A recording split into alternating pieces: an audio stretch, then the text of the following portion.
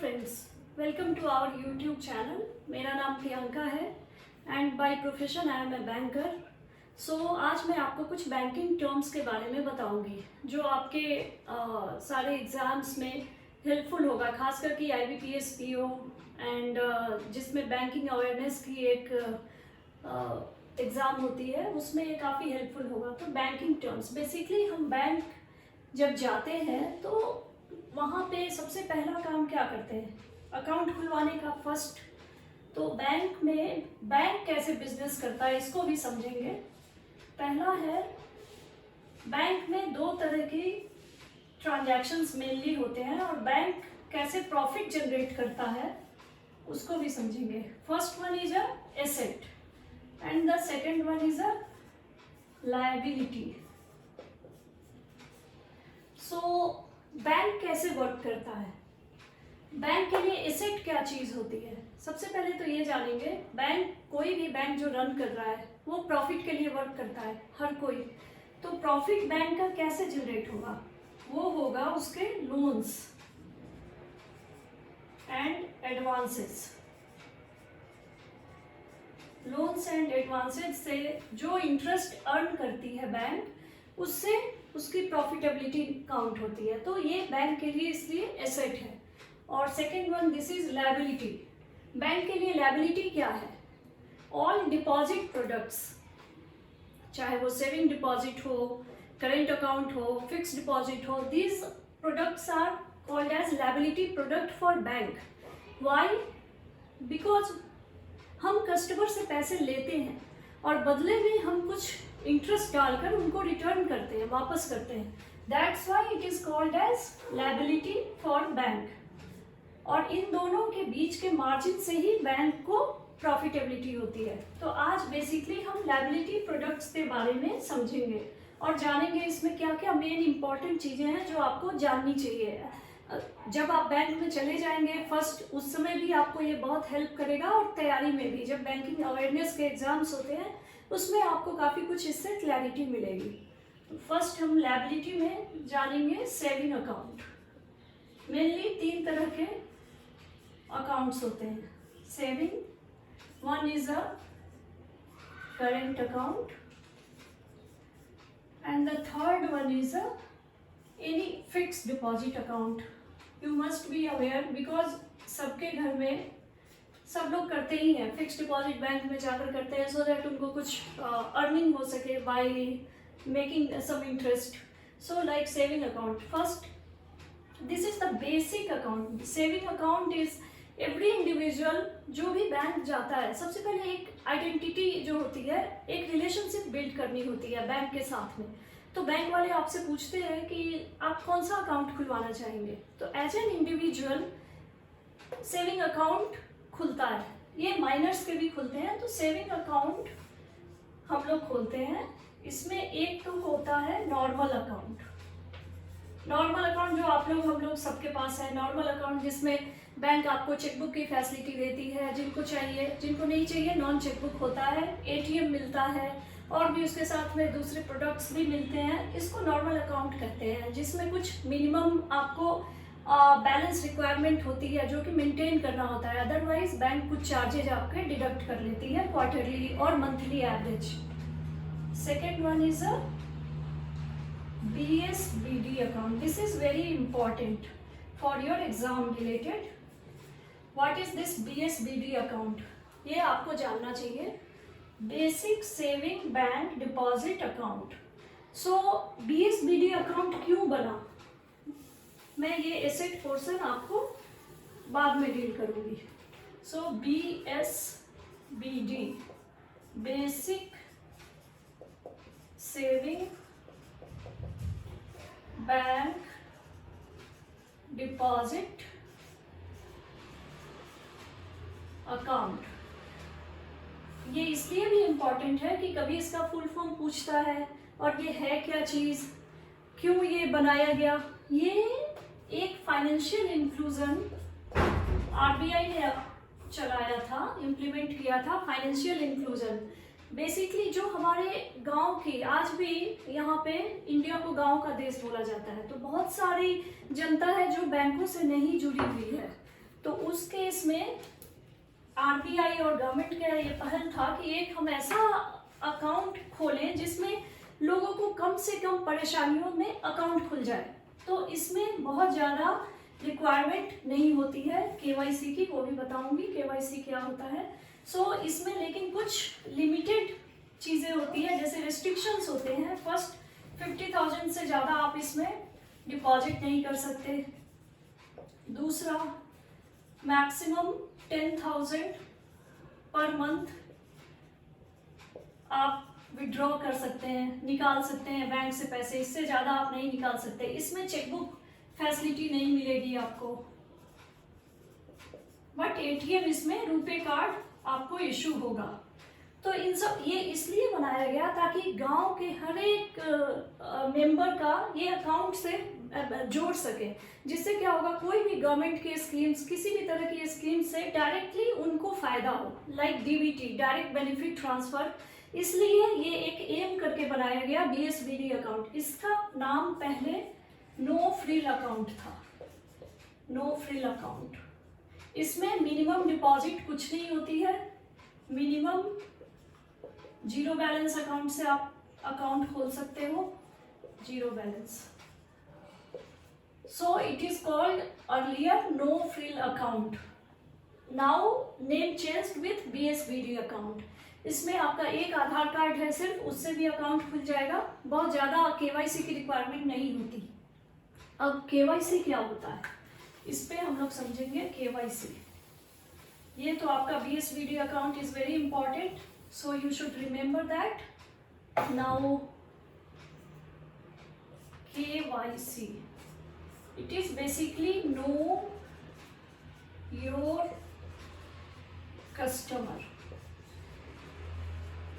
What is know your customer? Know your customer means आपको आपकी identity, आपको आपका एड्रेस दोनों ही एस्टैब्लिश करना है बैंक में, कि आप एक नॉर्मल डमी नहीं हो कस्टमर। आपके अपनी आइडेंटिटी है, like PAN card, Aadhaar card, any government ID card और DL, everything that comes under identification proof, and the other one is address proof. So ID and address. Why it was so mandatory to take that KYC? पहले भी तो होते थे bank में, लेकिन पहले जरूरत नहीं होती थी। क्यों ये आया? इसके कारण ये आया है, ये this one is very very important, under PMLA act 2002। इसे पार्लियामेंट ने बनाया, PMLA एक्ट। सो नाउ ये बैंक के अंदर कब से लागू हुआ? इन bank 1 July 2005.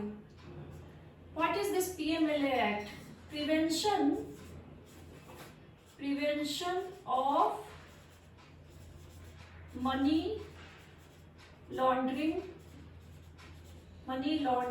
Act, that is called as PMLA. ये मनी लॉन्ड्रिंग एक्ट क्या है? That is mainly black money को white money through banking financial system करने का तरीका मनी लॉन्ड्रिंग होता है। उसी को रोकने के लिए ये PMLA एक्ट लाया गया, जिसके अंतर्गत KYC नॉर्म्स को मैंडेटरी किया गया, सो दैट कि every bank has to take some identification and address proof from the customer. So ये लागू हुआ है 1 जुलाई 2005 से। This one is important for your exam, and this one for full form Prevention of Money Laundering Act. Money Laundering Act. This comes for KYC. So these are the things for saving account. Now we will go for current account things. So in current account also there are so many types of current account. We will deal all one by one. Current account. सबसे पहले current account होता क्या है? Current account में कोई भी no interest, bank इसमें कोई भी इंटरेस्ट नहीं देता है इस अकाउंट पे। सेविंग अकाउंट में सब interest is applicable, so bank देती है वो इंटरेस्ट, बस इसमें कोई इंटरेस्ट नहीं देती।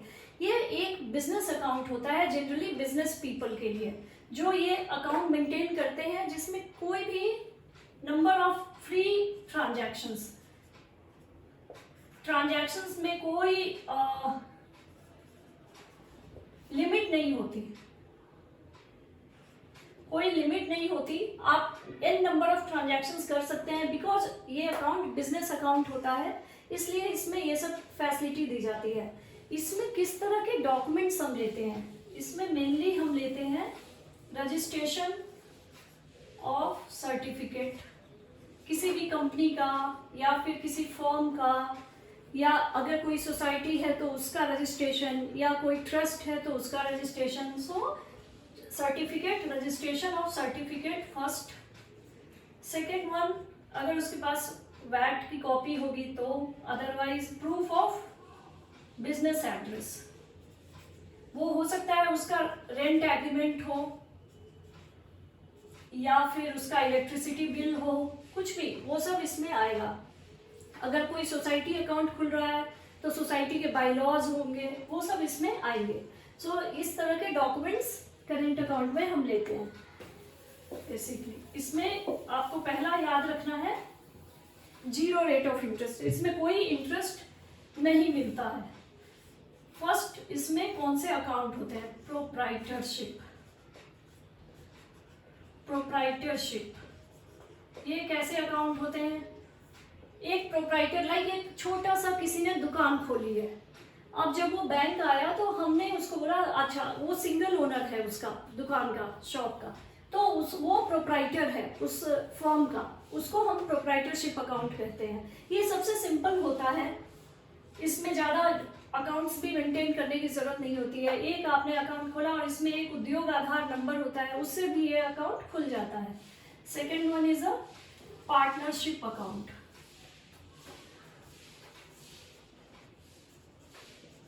पार्टनरशिप अकाउंट, ये नाम से ही आपको पता है पार्टनर्स, इसका मतलब है कि इसमें मिनिमम 2 पार्टनर्स होंगे। और partnership deed is very important document for this partnership account. ये दूसरी तरह का करेंट अकाउंट होता है। Third one is a company account.